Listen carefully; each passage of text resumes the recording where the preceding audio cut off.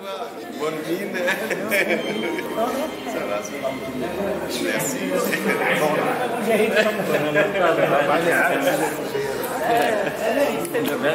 فكرت ان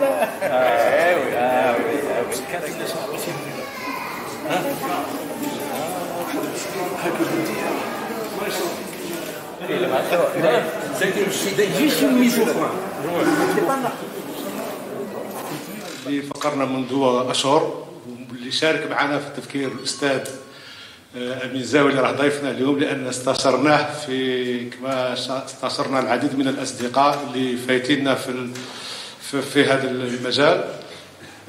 من هذا المنطلق فكرنا في خلق فضاء يكون إضافي في المدينة، يضاف للفضاءات الأخرى كما فضاء الجمهورية أو فضاء كراسك أو فضاءات أخرى، لأن قد ما نديروا قليل في المجال الثقافي. اليوم معنا الأستاذ أمين الزاوي في بيتو، ومعنا أستاذنا الحاج ملياري أيضا في بيتو، وهما يعني ليهم الكلمة. أنا فقط كمدير للمسرح نقوم بالترحيب العام بالتقديم العام، ولكن الكلمة تبقى دائما للاختصاص. شكرا، ونخليكم مع الأستاذ الحاج ملياني. تفضل. Je suis très honoré d'être là et de présenter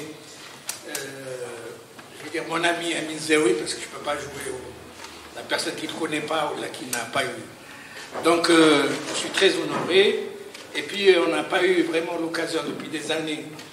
Je devais le présenter, ça avait belle lurette, ici à Mostaganem et un peu partout. Donc c'est pour ça que quand Moulin m'a demandé de le faire, j'ai dit j'ai une dette, donc je le fais sans discuter. Je voudrais qu'on parle de littérature. Et que de littérature. Parce qu'il y a un travail littéraire.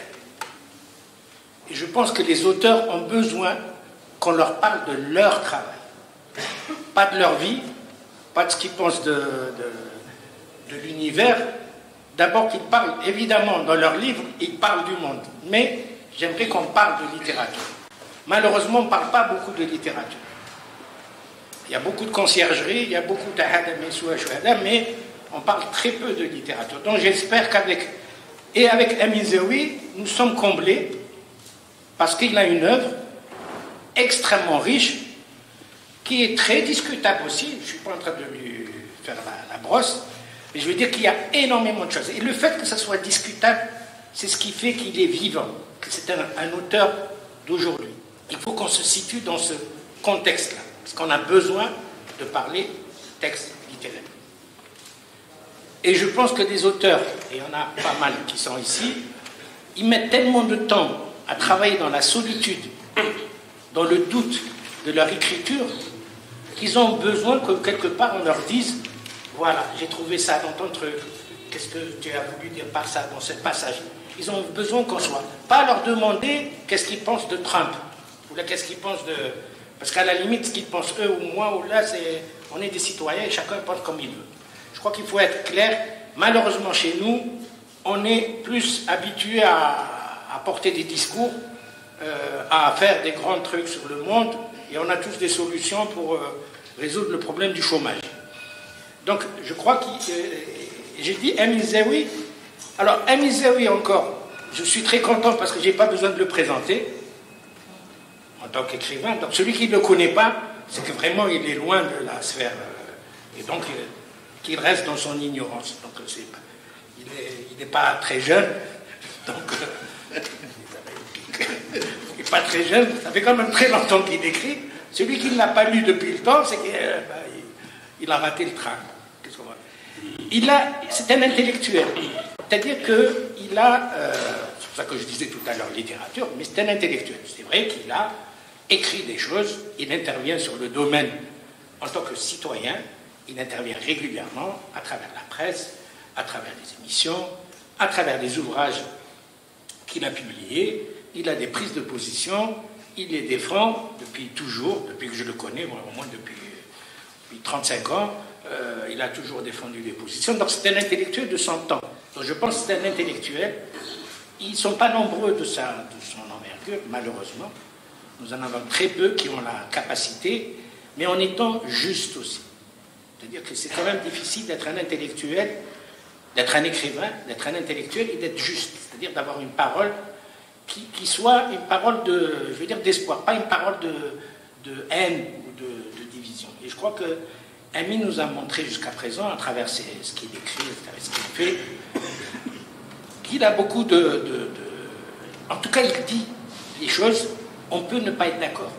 Et c'est très important, on peut sur tel ou tel point. Mais au moins, il a la légitimité de la parole, de l'intellectuel. Et ça, je crois que il faut le lui reconnaître. Alors, il y a un travail littéraire chez Amin Zaoui, qui est un travail littéraire qu'il porte depuis très longtemps.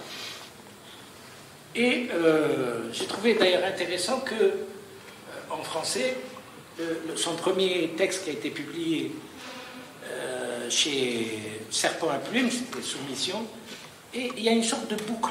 Et donc j'étais tout à fait frappé le fait que celui-ci, le dernier, a été publié de nouveau à Serpent à Plume. Pourtant, Serpent à Plume avait fait faillite, la maison d'édition avait disparu, elle a été et je me suis dit, regardez les coïncidences, voilà, le premier éditeur français chez qui Amin Zaoui a été publié a disparu, puis il a refait naissance et Amin Zaoui republie chez lui son dernier texte, c'est-à-dire L'Enfant de l'œuf. Et donc, je me suis dit, quelque part, est-ce une boucle? Est-ce que c'est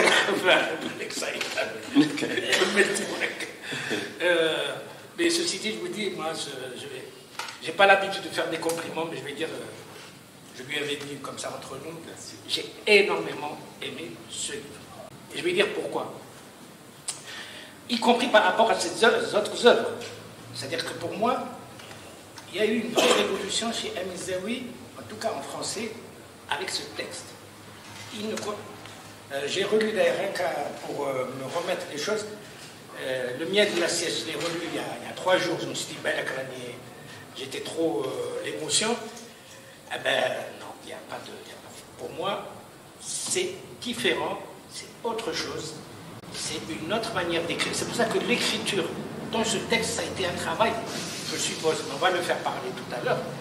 Il y a un travail absolument, du coup, bon, je cherche toujours la petite bête aux auteurs, je vérifie, est-ce qu'il ne s'est pas gouré, mais il nous a pas... Et vraiment, c'est un travail c'est une vraie leçon d'écriture. Pour les jeunes écrivains, il y a une leçon d'écriture ici, une leçon de construction. C'est-à-dire, moi j'ai trouvé que c'est un texte avant tout extrêmement construit mais subtil. Vous savez, j'ai commencé par lui, puis je suis rentré dans le roman. Donc dès que le roman est intéressant, parce que nous avons 2 narrateurs. Nous avons Mouloud, et nous avons Harris, et puis bon, le chien qui a pris un nom anglais, donc après il y a tout un... Et ce qui est intéressant, ce sont 2 narrateurs. D'ailleurs, entre parenthèses, ça m'avait fait penser à Hagdam, mais c'est pas tout à fait ça. C'était par rapport à l'adaptation d'Aloula du journal d'Info. Il y a le personnage du chien dans l'adaptation d'Aloula. Je me suis dit, tiens, parce que le chien va dire des choses que finalement le personnage principal, le narrateur. Donc nous avons un chien, un personnage moule qui parle, mais nous avons aussi des narrateurs. Et donc il se lance, mais le chien parle plus que le personnage principal. Il va essayer de trouver tous les éléments, mais en même temps, il va créer la contradiction. Et le lecteur, il passe son temps, est-ce que c'est Moule ou est-ce que c'est Harris qui parle? Parce que... donc, la construction romanesque est très importante dans la manière de présenter, mais il y a une ironie, il y a un humour. Et ça, il y a de l'humour dans ces autres œuvres, ça ne veut pas dire qu'il y en a. Mais là, c'est un texte qui a été fait, on a l'impression qu'Amin, c'est vraiment là, jamais il devait écrire ou il rigolait. Il y a énormément d'humour.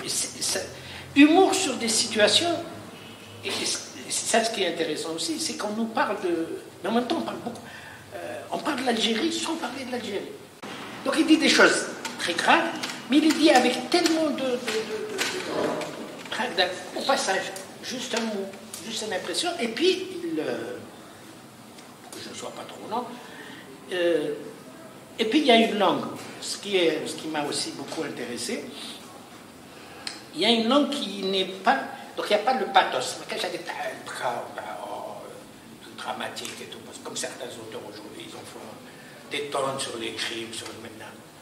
Il n'y a pas le pathos. Et ça, la littérature a besoin vraiment de se distancer, de ne pas être dans le... Donc il n'y a pas de pathos qu'on trouve. Et je le dis parce que je lis beaucoup de romans, terrorisme, maintenant, machin. Plus on fait dans le pathos, plus on croit qu'on fait de la littérature. Mais non, on ne fait pas de la littérature. On fait des scoops, on fait des trucs, mais on ne fait pas de la littérature. On n'est pas obligé d'être dans le pathos. Et il a une écriture extrêmement... Donc c'est pour ça qu'il n'y a pas de pathos, parce qu'il y a très peu d'adjectifs. Il utilise très peu d'adjectifs, très peu de... Parce qu'il dit que ceci... Vous utilisez les adjectifs. C'est une phrase vraiment, comme on appelle un peu... C'est pas une écriture blanche, parce qu'elle n'est pas vraiment blanche, parce qu'il y a des moments d'expressivité, mais elle est simplifiée au maximum. Mais elle est simplifiée parce qu'il y a aussi le fait qu'il s'accorde à ses personnages, parce que qui met le chien, il le fait parler, on va dire un peu comme un chien, bon c'est plus qu'un chien parce qu'il a un côté intello.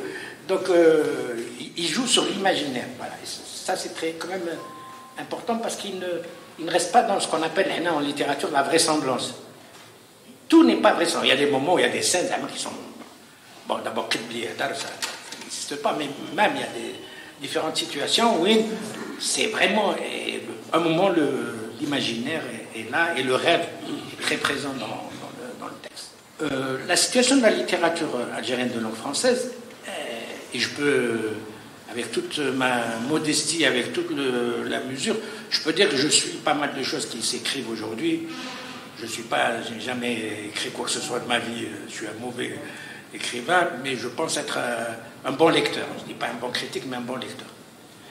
Je dis malheureusement, nous avons très peu d'écrivains de qualité. Nous avons énormément maintenant de gens qui écrivent, ce qui est quand même le paradoxe. Nous avons énormément de gens qui écrivent. Mais beaucoup de gens qui écrivent de mauvaises choses. Je suis désolé de le dire, mais il y a de très mauvais livres qui circulent, même on en fait même parfois un battage autour d'eux, qui sont mal écrits, qui reprennent des choses qui n'apportent rien de plus. Et au milieu de cet océan d'ouvrages, en langue française, hein, je peux pas je sais qu'en arabe il y a de très bonnes choses aussi, hein, c'est pas... Mais je veux dire que les mauvaises choses sont aujourd'hui importantes. Ce qui est paradoxal, aujourd'hui qu'on a beaucoup de livres qui éditent. Vous savez qu'on a l'Algérie, en l'espace de 6 ans, nous avons multiplié par 10, je parle des œuvres de fiction, je parle des romans, je ne parle pas des œuvres, en arabe et en français, la même chose. Donc on a énormément de textes qui s'écrivent. Malheureusement, nous n'avons pas... maintenant, tout le monde se prend pour... je fais la parenthèse parce que je profite de l'occasion, mais tout le monde se prend pour un écrivain. Je suis écrivain, mais là, comme... il faut bien sûr que les gens écrivent.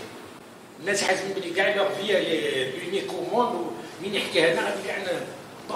On voit bien que ce n'est pas une question de ce qu'ils racontent, c'est comment ils racontent. Et pour en finir, je veux dire, c'est ça ce qui m'a plu, parce que, je le répète, dans ce livre, ce n'est pas tant ce que raconte Amine qui me semble intéressant, c'est le comment il le raconte. Et le comment, il n'y a que lui qui sait raconter comme ça. Personne d'autre. Parce que ce qu'il raconte, les femmes, le terrorisme, le série, tout ça, beaucoup l'ont raconté. Mais lui, la manière dont il le raconte, me semble être une écriture extrêmement intéressante. Et j'espère que les chercheurs, les jeunes qui travaillent sur les mémoires et tout, ils devraient s'emparer de ce type de texte, parce que ces types de textes méritent d'être étudiés. Parce qu'il y a énormément de choses qu'on doit apprendre. Merci. Voilà.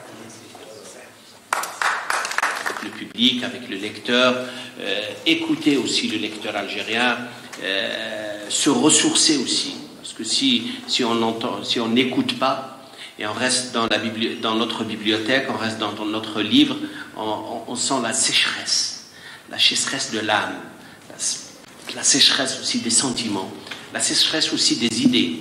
Et je crois que ce contact m'a permis toujours de voir autrement l'Algérie et voir autrement les Algériens, de partout. Pour ce roman, je crois que notre ami professeur Miliani El-Haj a tout dit. Il a détaillé le roman, il a présenté le roman et sur la façon de l'écriture, l'esthétique, et puis aussi sur les idées ou bien les problématiques véhiculées dans ce roman. Mais moi, je vais revenir à l'histoire de ce roman. D'abord, l'éditeur.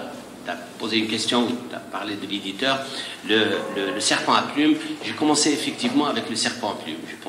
J'ai commencé avec le sommeil du mimosa qui est sorti en film chez notre ami Saïd Ould-Khalifa, qui l'a adapté en film. Et puis la soumission, la razzia, Ara de femmes, les gens du parfum, c'était au serpent à plumes. Et puis je suis parti à Fayard, chez Fayard, le grand éditeur Fayard, et puis d'autres éditeurs. Mais quand le serpent à plumes est revenu, c'est eux qui m'ont demandé. Ils m'ont demandé, est-ce que vous pouvez nous aider de nous donner un texte? Et j'aime bien cette maison d'édition. C'est une maison d'édition très sérieuse, qui fait des belles choses. D'ailleurs, c'est elle qui a fait connaître au public français Dany Laferrière, qui était dans la même maison d'édition, et d'autres. Je crois que c'est une maison d'édition qui est très respectable en France. Et ce texte, je l'ai écrit. Je l'ai donné au premier lieu à notre ami Soufiane Hijaj à Barzakh. Et puis je l'ai appelé, je lui ai dit ne le publie pas. J'ai attendu 2 ans, j'ai refait le texte, pas complètement. Il était un peu plus long, il était autour de 350 pages, et je me suis dit, non, je vais faire une économie de l'écriture, je travaille sur, il a bien expliqué Miliani, j'ai travaillé sur l'économie du texte, sur pourquoi ces titres, c'est pour tirer une balle, comme ça, une balle littéraire envers le lecteur. Et il est devenu ce qu'il est maintenant, autour de 250 pages, 270 pages. Ceci dit, c'est un texte qui a été j'allais dire, réfléchi. C'est vrai, l'écriture, c'est spontané. Je l'ai fait en toute spontanéité, en toute imagination, en toute folie aussi. Mais après, l'écriture a besoin aussi c'est comme la tisseuse, le tisseur qui fait des choses, comment faire rentrer le fil blanc, le fil rouge, comment le réunir, comment les croiser, etc. Et je crois que c'était parmi mes textes que j'ai avec un autre texte qui est Ara de femmes aussi, que je l'ai fait avec vraiment. J'ai travaillé ce texte Ara de femmes pendant plus de 3 ans. Ara de femmes, c'est un texte sur le Hajar al-Aswad, sur la pierre noire. Je me suis dit, je vais faire un texte sur le sacré. Et qu'est-ce que ça veut dire le sacré chez les musulmans? J'ai pris le Hajar al-Aswad, la pierre noire, et j'ai bouquiné pendant presque 2 ans et demi sur le Hajar al-Aswad. J'ai lu l'Asqalani, Ibn Hisham, Abu Bakr al-Mu'arrikh, etc.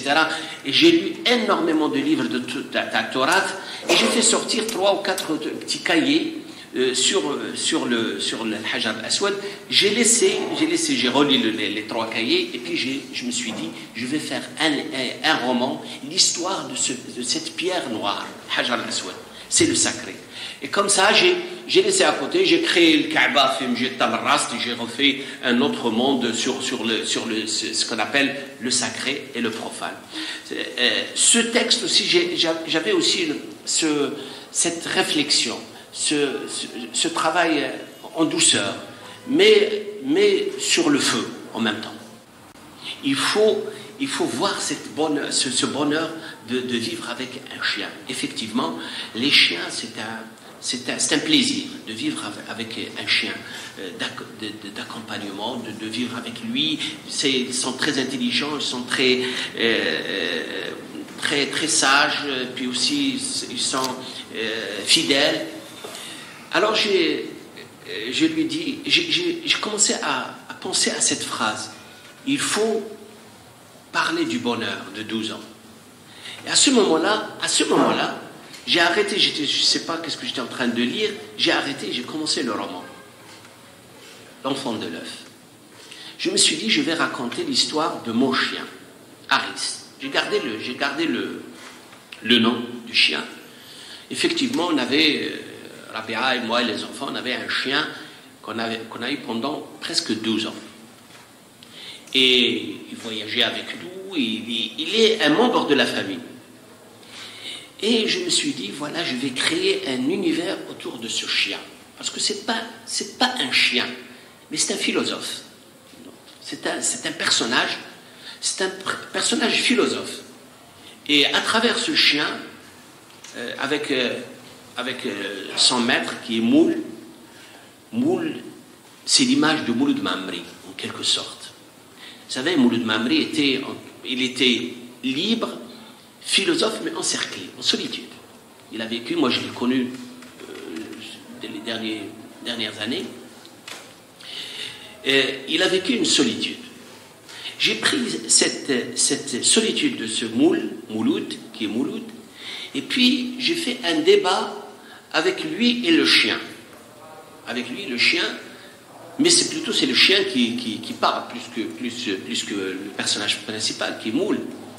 Il commence à lui poser des questions sur la diversité, sur la religion, sur le voyage, sur les femmes, sur le sexe, sur la diversité, etc. Mais pas sociologiquement, mais c'est une trame, c'est une histoire. C'est pas un discours, c'est pas un discours ni philosophique ni un discours sociologique, mais c'est une histoire dans le roman. C'est un conte, si on peut dire.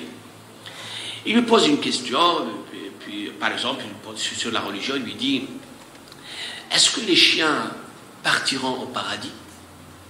Est-ce que les chiens seront jugés comme les êtres humains? Est-ce que, par exemple, toi, qui bois, qui consomme du vin et du whisky, etc., toi tu vas partir à l'enfer, et moi, qu'est-ce que je vais faire au paradis parce que je t'aime, on vit ensemble, etc. Et il lui pose une question, il lui dit: est-ce que les chiens auront des houris dans le paradis? Des questions qui est posée par le chien, mais c'est pas un chien, mais c'est la forme d'un chien, mais la tête ou les problématiques posées, c'est des problématiques philosophiques, sociologiques et historiques. Et puis, d'un seul coup, cette vie va être bouleversée par l'arrivée d'une chrétienne qui s'appelle Lara. Elle arrive dans le bâtiment. C'est une chrétienne qui est chassée. Vous savez, j'ai essayé aussi de faire. Je ne voulais pas pleurer, comme il a bien dit Similiani, mais c'est juste je voulais faire signaler ce crime de la chasse des chrétiens d'Orient, et puis aussi cette atrocité de vivre en tant que chrétien maintenant dans le monde arabo-musulman. Lara arrive à Alger, elle descend, elle habite dans un appartement juste à côté ou en dessous. Et d'un seul coup, il y a une relation entre Mouloud et cette chrétienne. Et voilà, tout le monde est devenu guetteur. Tout le monde guette cette dame qui, واحد يقول عليها يهودية, واحد كافرة, etc. Et qu'est-ce que je voulais dire par ce tableau? Je voulais dire qu'on est rentré dans une société islamisée. La société algérienne est devenue une société islamisée, une société qui ne tolère pas l'autre. On a perdu le sens de la différence. On a perdu le sens de respecter le différent, l'autre religion. Vous savez, quand on parle d'un juif en Algérie, c'est comme on parle d'une bombe nucléaire, ou autre, et même les chrétiens. On n'a pas cette culture, du respect de l'autre, le vivre ensemble, etc. Ça, c'est la chrétienne qui arrive. Bien sûr, il y a la fille aussi qui est dans le roman peintre, qui fait des expositions partout dans le monde. Et et il y a d'autres personnages. Ce roman, je le voulais un texte à la fois qui retrace la société algérienne, la nouvelle société algérienne, avec cette culture d'intolérance, mais en même temps il y a une résistance.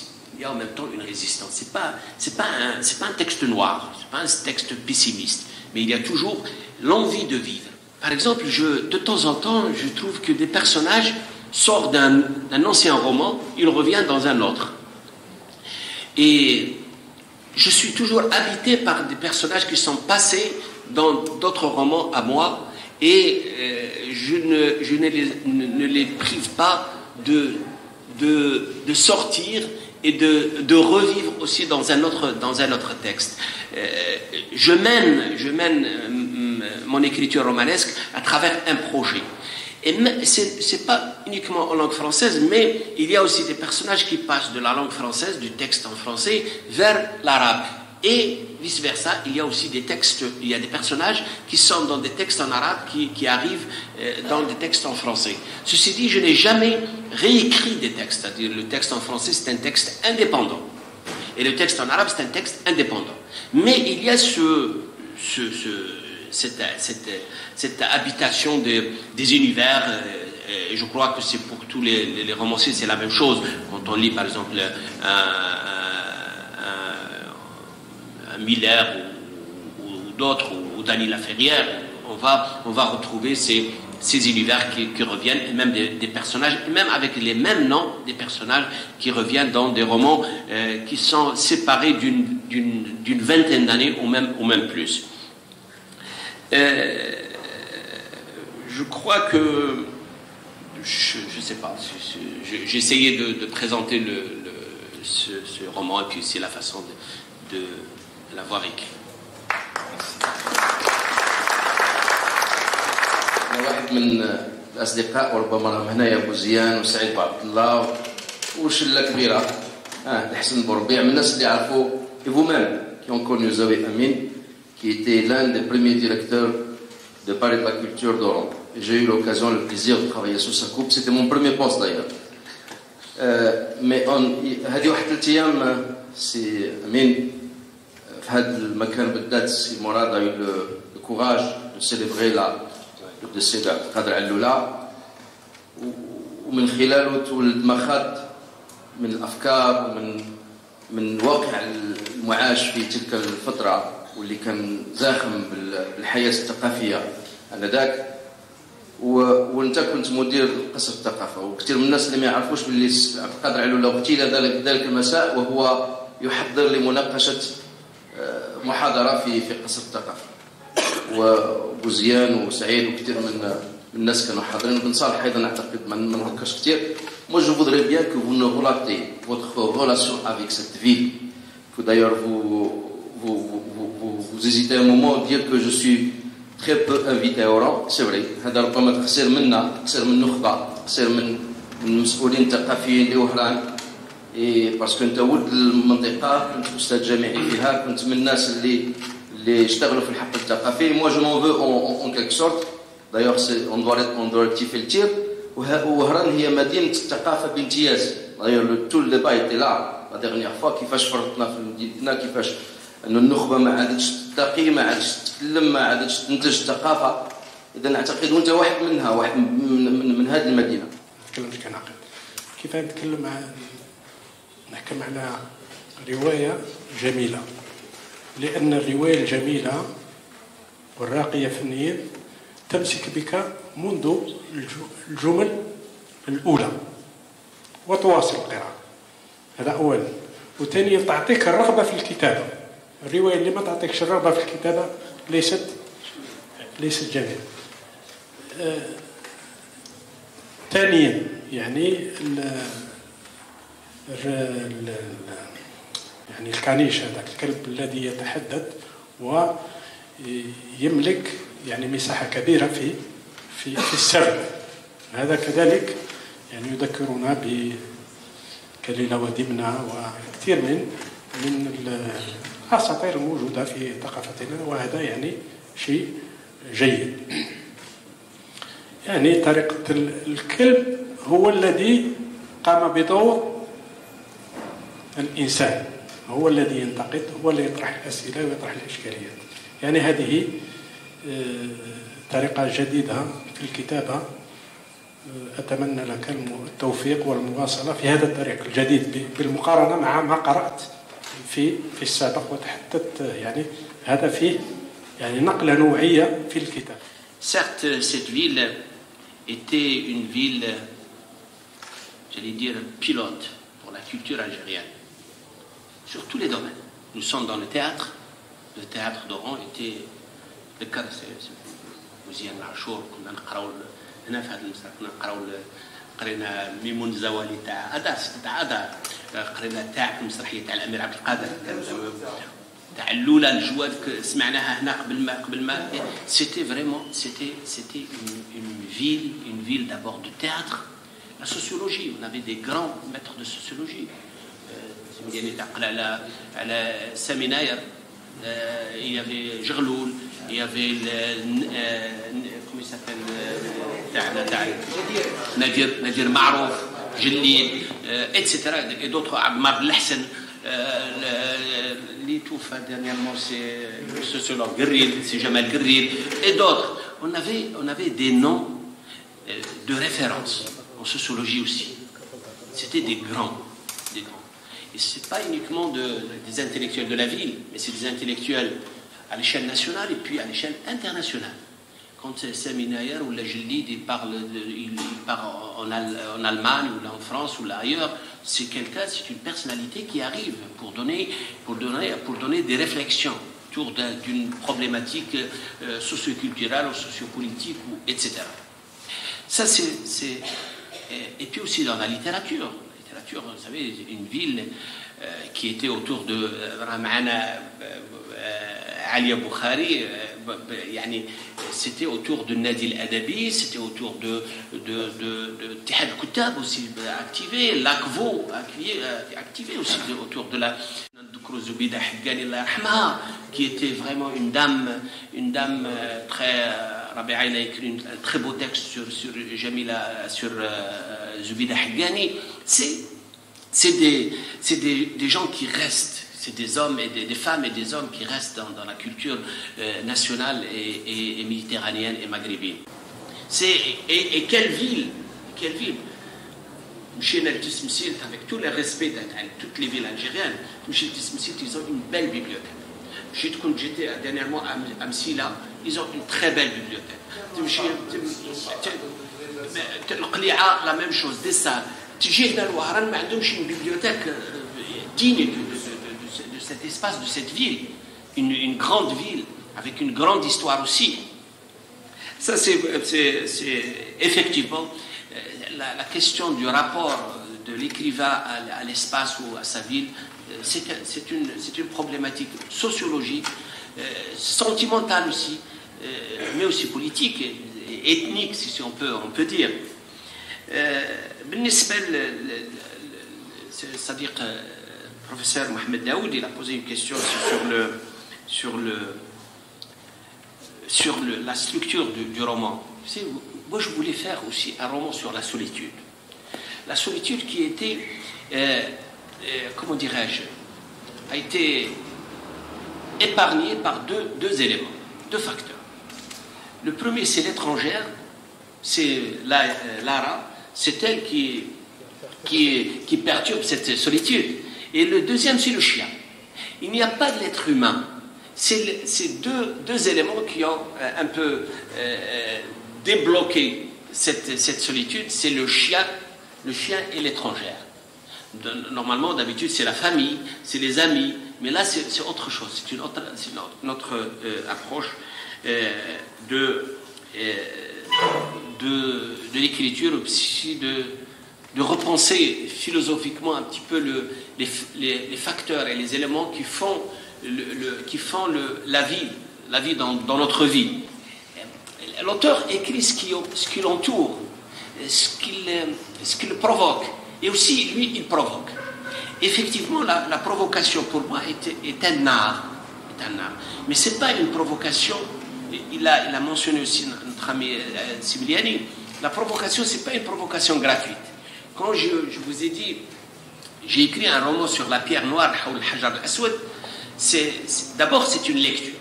Je suis professeur à l'université, j'ai ma responsabilité d'un chercheur, d'un académicien, d'un pédagogue aussi. Et quand on écrit sur quelque chose, il faut être assis sur le savoir. يطلع لك واحد من القاعة يقول لك أنت واش تفهم par exemple في الحجر الأسود. Il faut avoir le bagage intellectuel, le bagage de savoir pour répondre à ces questions. Surtout quand on touche à des choses de sacré, de la politique, du corps, de tout ce qui est tradition. Je crois qu'on a besoin d'une culture. Et moi, j'ai toujours pensé que d'abord le romancier est un intellectuel. D'abord, est un intellectuel. C'est-à-dire quelqu'un qui, dans sa vie, pense et repense le monde autour de lui et en lui. Et je crois que cette provocation est plus claire dans le roman La chambre de la Vierge impure que dans ce roman L'enfant de l'œuf. L'enfant de l'œuf est un roman, si je peux dire, il est en quelque sorte un peu philosophique. Et puis aussi c'est un roman qui a été fait doucement sur un feu doux. Il a mijoté, exactement, il a mijoté. Ceci dit, il y a toujours de la provocation, il y a toujours les problématiques qui sont dans la chambre de la Vierge impure ou dans le festin de mensonges. Ils reviennent, on les trouve dans l'enfant de l'œuf. Le rapport à la femme, il est toujours là. La violence, on la trouve ici dans ce texte aussi. Mais il est, comme il l'a bien dit Miliani, il est écrit autrement, d'une autre façon. Je ne sais pas, est-ce que c'est un roman aussi, vous savez que l'âge aussi joue dans l'écriture. L'âge de l'écrivain joue dans l'écriture. C'est-à-dire, on revient sur les mêmes thèmes, on est habité par les mêmes thèmes, mais on les traite d'une autre façon. Une autre façon, c'est peut-être la sagesse aussi. La sagesse qui revient. Et ceci dit, la sagesse, c'est pas la peur. La sagesse, c'est pas la peur. La sagesse, c'est pas le recul de ce qu'on a dit avant. Moi, c'est la profondeur. Moi, pour compléter aussi la réponse à votre question, je ne pense pas que je change de style entre l'écriture en arabe et en français. Vous savez que presque tous mes romans en arabe sont interdits dans au moins une dizaine de pays. Ils sont interdits dans les pays du Golfe, l'Arabie Saoudite, le Koweït, etc. Et je n'ai jamais senti que je me trahis en écrivant et en français ou en arabe. Je ne me trahis pas. Et en même temps, je ne trahis pas le lecteur. Le lecteur arabophone, le lecteur francophone, c'est un lecteur. C'est un lecteur. Je suis quelqu'un qui défend des principes, défend une façon d'écriture. Je mène ce combat, je mène ce parcours, et en français et en arabe. C'est la même chose. Certes, le problème, on peut le voir autrement.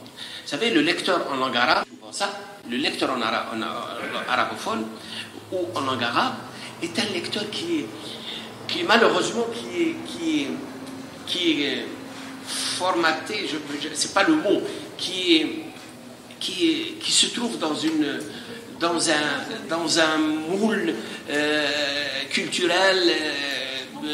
La lecture, on n'a pas assez de livres en arabe de modernité, on n'a pas assez de livres en philosophie, on n'a pas assez de livres dans la belle poésie. Tu as demandé le dernier recueil de poèmes par exemple, je dis comme ça, d'Adonis, tu ne vas pas le trouver. Ça aussi, c'est pas une question de langue, mais une question de formation d'intellectuel. sociologiquement parlant, il y a une formation d'intellectuels, des générations d'intellectuels. Les générations d'intellectuels en langue arabe, malheureusement, ils sont formés dans des références, dans une bibliothèque qui est en quelque sorte une bibliothèque religieuse ou une bibliothèque qui est classique ou très limitée. Une rencontre la dernière fois, c'était à Boussaada, autour de mon dernier roman en arabe, c'était Hurr ibn Iqdan, que j'ai repris un petit peu l'histoire de Hayy ibn Iqdan, et puis aussi j'ai vu ça avec Voltaire, j'ai lu Voltaire à ce moment-là, et puis j'ai essayé de marier un petit peu le personnage de Hayy ibn Iqdan le personnage de Voltaire, Candide, le voyage de Candide. D'ailleurs, il ne passe même pas par Alger. J'ai essayé de marier ces deux questions philosophiques dans ce roman qui est Hurr ibn Iqdan. C'est vrai, je trouve dans la salle aussi des gens qui s'intéressent, qui posent des questions باللغة العربية في المستوى عميق, مستوى متميز, mais malheureusement on n'a pas assez de livres en langue arabe. C'est ça le problème. C'est pas يعني الجامعة مازال ما يقريوش معايا. Je suis sur la responsabilité de سي زين وطرحبال وسي محمد ودوتر. سي ما كانش يعني هذيك البحوث اللي تدور في الحداثة وتخرج لنصوص جديدة كبيرة qui gêne, qui pose des questions gênantes aussi. parce que وش هو الفكر لو كان ما يكونش فيه واحد ne gêne pas. Il ne peut pas élargir, il ne peut pas faire reculer les murs. Et qu'est-ce qu'il demande, le lecteur? Qu'est-ce qu'il demande? Le lecteur demande qu'on recule un petit peu les murs dans sa tête. C'est-à-dire élargir l'espace de la liberté. Élargir cette patrie de la liberté dans sa tête. Parce que si tu le provoques, et encore une fois, ce n'est pas gratuitement, si tu le provoques, il va se poser des questions. Et je crois, personnellement, ma philosophie, si j'ai une philosophie, en tant qu'écrivain, que romancier, c'est je perturbe. كيفاش نشوش القارئ. Je veux perturber القارئ. نشوش الإيمان تاع القارئ. الإيمان تاع القارئ الإيمان معرفي، إيمان تاريخي، إيمان ديني، إيمان كذا. سي كيفاش تشوشو. يقرأ الكتاب، كيقرا الروايه تاعك يقول اسكو سي فري سي با فري علاش قال هاد علاش ما قالش je vais essayer de chercher non je suis pas d'accord je suis d'accord etc. Poser ces questions, sortir d'un roman avec ces questions, c'est ça le rôle d'un texte, je pense. Et puis c'est juste pour l'iqtibas, et je termine, c'est Saïd. Moi je suis tout à fait d'accord. Wallahi, quand je relis le texte maintenant, l'enfant de l'œuf, c'est une pièce théâtrale. Reste bien sûr que l'adaptation, mais les personnages, même les rôles, les paroles sont distribuées, c'est déjà distribué dans le roman avec les titres, les paragraphes, etc. Mais l'adaptation, c'est un autre domaine. C'est aussi penser la khashaba et faire. Allah ysalmek, merci. D'autres questions?